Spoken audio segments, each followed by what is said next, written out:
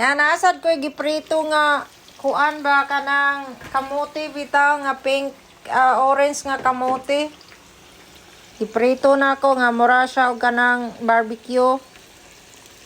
So mag-milky na ng sugar on niya guys kung ma-override na ang sugar. So kung maluto na ni danang kuan kanang naana siya murag latik ba. Lami yan guys. Kamote QQ. Naghimo na kong barbecue ang kuan kanang kamote kay I miss my barbecue. Talking about saging day guys no, ang saging diri na pareha na guys oh.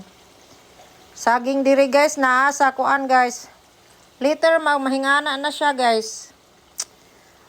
Mahimo na siyang kuan kanang latik ang sugar, sumutapot na siya sa kamuti. So kung mahumana na mo himo na siya latik, ako na siyang haunon kay meaning to say it's luto na. So like that. Excited namang mag-barbecue. Excited ang babae makakaon og barbecue kamote QQ.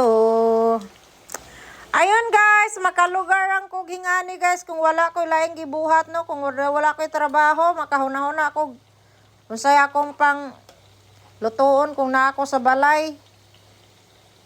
Hangtod karon guys, wala pa ko nakahuman og wa pa ko naligo. Pag human akong prayer, nag-imagine na dayon ko magluto kog spaghetti niya. Nakitaan man ni nako sa vegetable area. So ako na lang giluto kaya ato man ning isang adlaw na ko gipalit. Yes! Ayan! Later, barbecue na yan. Nice! Sweet and delicious! Delicious! Lamion ang dughan ni Sopronia o na apil og ka kuan sa sabon ba nag-peel off sa ano